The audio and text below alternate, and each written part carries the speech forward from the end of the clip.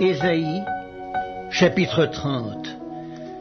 Malheur, dit l'Éternel, aux enfants rebelles qui prennent des résolutions sans moi et qui font des alliances sans ma volonté pour accumuler péché sur péché, qui descendent en Égypte sans me consulter pour se réfugier sous la protection de Pharaon et chercher un abri sous l'ombre de l'Égypte. La protection de Pharaon sera pour vous une honte, et l'abri sous l'ombre de l'Égypte une ignominie. Déjà ses princes sont à Tsoan, et ses envoyés ont atteint Anès.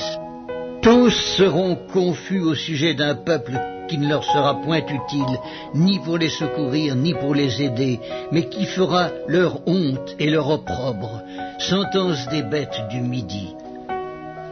À travers une contrée de détresse et d'angoisse, d'où viennent la lionne et le lion, la vipère et le dragon volant, ils portent à dos d'âne leurs richesses et sur la bosse des chameaux leurs trésors à un peuple qui ne leur sera point utile. Car le secours de l'Égypte n'est que vanité et néant. C'est pourquoi j'appelle cela du bruit qui n'aboutit à rien.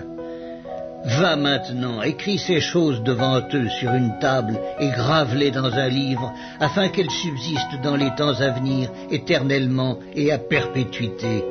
Car c'est un peuple rebelle, ce sont des enfants menteurs, des enfants qui ne veulent point écouter la loi de l'Éternel, qui disent aux voyants, ne voyez pas, et aux prophètes, ne nous prophétisez pas des vérités, dites-nous des choses flatteuses, prophétisez des chimères.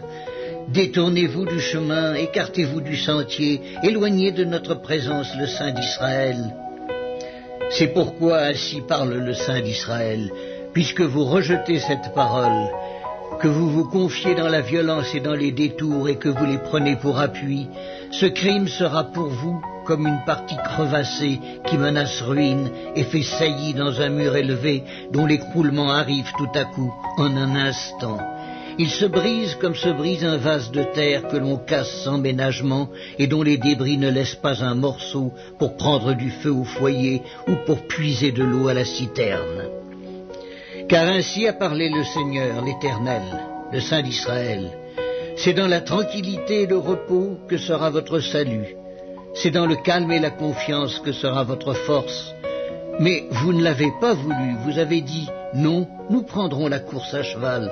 C'est pourquoi vous fuirez à la course. Nous monterons des coursiers légers, c'est pourquoi ceux qui vous poursuivront seront légers. 1000 fuiront à la menace d'un seul, et à la menace de 5, vous fuirez, jusqu'à ce que vous restiez comme un signal au sommet de la montagne, comme un étendard sur la colline. Cependant l'Éternel désire vous faire grâce, et il se lèvera pour vous faire miséricorde. Car l'Éternel est un Dieu juste. Heureux tous ceux qui espèrent en lui. Oui, peuple de Sion, habitant de Jérusalem, tu ne pleureras plus. Il te fera grâce quand tu crieras. Dès qu'il aura entendu, il t'exaucera. Le Seigneur vous donnera du pain dans l'angoisse et de l'eau dans la détresse. Ceux qui t'instruisent ne se cacheront plus, mais tes yeux verront ceux qui t'instruisent. Tes oreilles entendront derrière toi la voix qui dira « Voici le chemin, marchez-y ».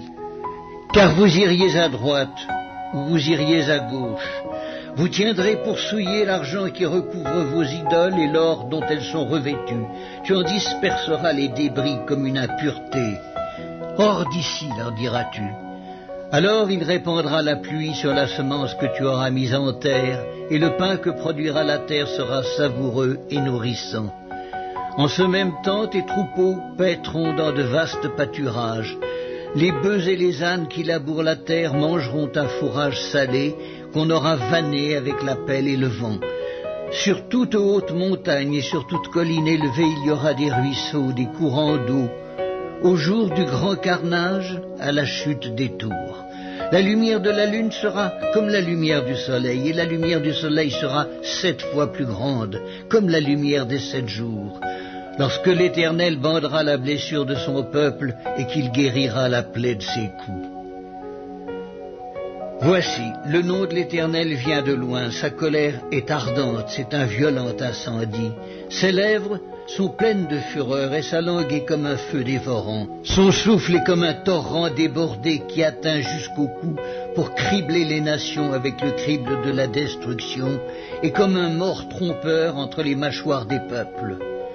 Vous chanterez comme la nuit où l'on célèbre la fête, vous aurez le cœur joyeux comme celui qui marche au son de la flûte, pour aller à la montagne de l'Éternel, vers le rocher d'Israël.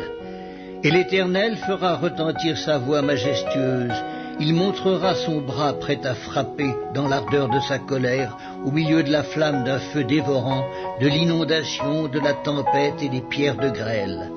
À la voix de l'Éternel, l'Assyrien tremblera, l'Éternel le frappera de sa verge. À chaque coup de la verge qui lui est destinée et que l'Éternel fera tomber sur lui, on entendra les tambourins et les harpes.